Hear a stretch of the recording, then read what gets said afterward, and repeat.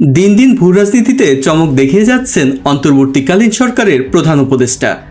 ইরানের সর্বোচ্চ ধর্মীয় নেতা আয়াতুল্লাহ আলী খামেনি যেমন ইরান নিয়ে চিন্তা মননে সুদূরপ্রসারী, ঠিক তেমনি এখন মনে হচ্ছে বিশ্বনেতা খামেনির মতোই দূরদর্শী সিদ্ধান্ত বাংলাদেশের জন্য নেওয়া শুরু করেছে ডক্টর মোহাম্মদ ইউনূস। তার ধ্যান জ্ঞান এখন শুধুই বাংলাদেশ, যেন তার হাতে সময় খুবই কম, করতে হবে অনেক কাজ। আর তাই তো নতুন করে সচল করা হচ্ছে দেশের পুরনো পরিত্যক্ত 7টি বিমানবন্দর, সামরিক ঘাঁটি এবং এয়ারফিল্ড।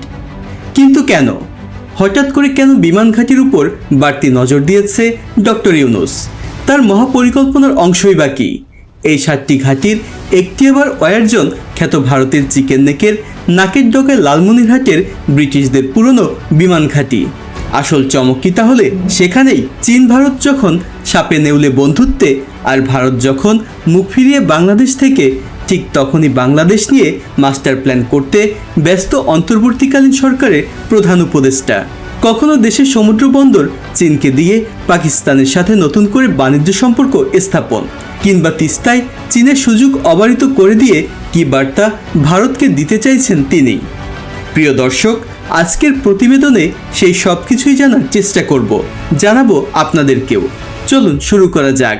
তার আগে চ্যানেলটি সাবস্ক্রাইব করে আমাদের সঙ্গেই থাকুন।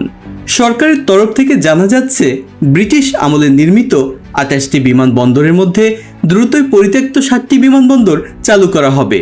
অন্তর্বর্তীকালীন সরকারের উচ্চ পর্যায়ের নির্দেশে চলতি বছরের জুলাইয়ে ডানা মেলবে উত্তরের বগুড়া বিমানবন্দরটি। এরপর পর্যায়ক্রমে রূপপুরের ঈশ্বরদী, অর্থনীতির সম্ভাবনাময় কেন্দ্র ঠাকুরগাঁও, লালমনিরহাট বিমানবন্দরটি, পর্যটন অঞ্চল মৌলভীবাজারের শমশেরনগর বিমানবন্দর, ঐতিহ্যবাহী কুমিল্লা ও রাজধানী তেজগাঁও বিমানবন্দর সচল করবে সরকার। সরকারি ভাষ্য বলছে, 1 বছরে এসব করার পরিকল্পনা তাদের। সবার কাছে খবর এতটুকুই, কিন্তু বার্তার বিশ্লেষণটা ব্যাপক। চলুন একটু সহজ করে জানার চেষ্টা করি আসলে মাস্টার প্ল্যানটা কি। বাংলাদেশের উত্তরাঞ্চলের সীমান্ত ঘেঁষা এক জেলা লালমনিরহাট। এখানে 5 দশক ধরে পড়ে আছে একটি পুরনো বিমানবন্দর, যাকে ঘিরে বাংলাদেশ বিমান বাহিনীর নতুন ঘাঁটি তৈরির কথা শোনা যাচ্ছে অনেক দিন থেকেই। সত্যিই কি সেখানে সামরিক বিমান ঘাঁটি হতে যাচ্ছে বা হবে? এদিকে বাংলাদেশের নিরাপত্তা বৃদ্ধিতে ভারতের আপত্তি কেন এত? এই অঞ্চলের জটিল ভূকৌশলগত হিসাবই বা কি? জানাবো এই সব কিছু।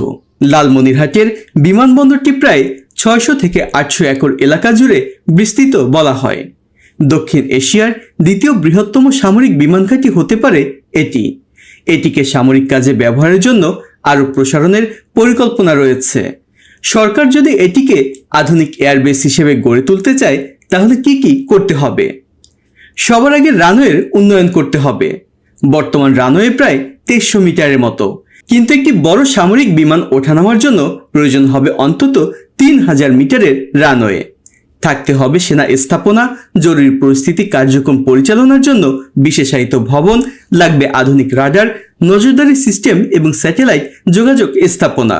এখন কথা হচ্ছে, লালমনিরহাটের ঘাঁটি কেন এত জরুরি? নিজেদের জন্য তো বটেই, সেই সাথে জরুরি ভারতের কারণেও। বাংলাদেশ ভারত ভুটানের মিলনস্থানের কাছে এই জায়গাটি ভীষণ সংবেদনশীল। একদিকে ভারতের চিকেন নেকের সংবেদনশীল অবস্থান এবং ভারতের ডোকলাম সংকট, এসব কিছুই আঞ্চলিক নিরাপত্তাকে নতুনভাবে সংজ্ঞায়িত করছে। ফলে 7 সিস্টার্স অঞ্চল ঘিরে ভারত চীনের সংঘাতের ঝুঁকি নতুন নয়। চীন ভারতের অরুণাচল প্রদেশকে দক্ষিণ তিব্বতের অংশ বলে মনে করে এবং ডোকলামের মতো অঞ্চলে তাদের সামরিক পদক্ষেপ এবং এই সংঘাতকে আরও বাড়িয়ে তুলছে। এমন পরিস্থিতিতে যদি এই অঞ্চলের কোনো বড় সামরিক সংঘাত শুরু হয়, তাহলে এর প্রভাব সরাসরি বাংলাদেশেও পড়তে পারে। কারণ বাংলাদেশের উত্তরাঞ্চল 7 সিস্টার্স এবং ভারতের চীন সীমান্তের খুবই কাছাকাছি। ফলে যদি ভারত ও চীনের মধ্যে সরাসরি সংঘাত হয়, বাংলাদেশের জন্য তা চ্যালেঞ্জ তৈরি করতে পারে।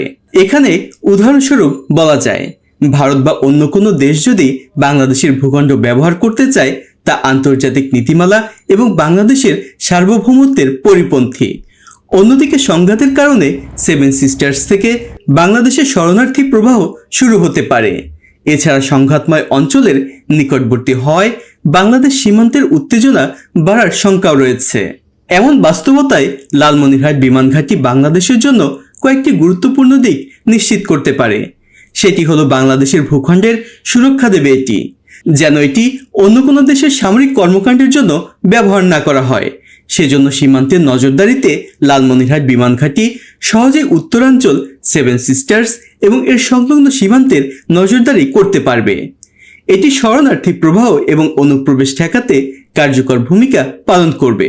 এখন প্রশ্ন হচ্ছে, এই বিমানবন্দর নিয়ে ভারতের এত আপত্তি কেন? বাংলাদেশ ভারত সীমান্তের কাছে এবং চিকেন নেক করিডোর খুব কাছে হওয়ায় ভারতের আপত্তির বড় কারণ হতে পারে এই বিমান ঘাঁটি।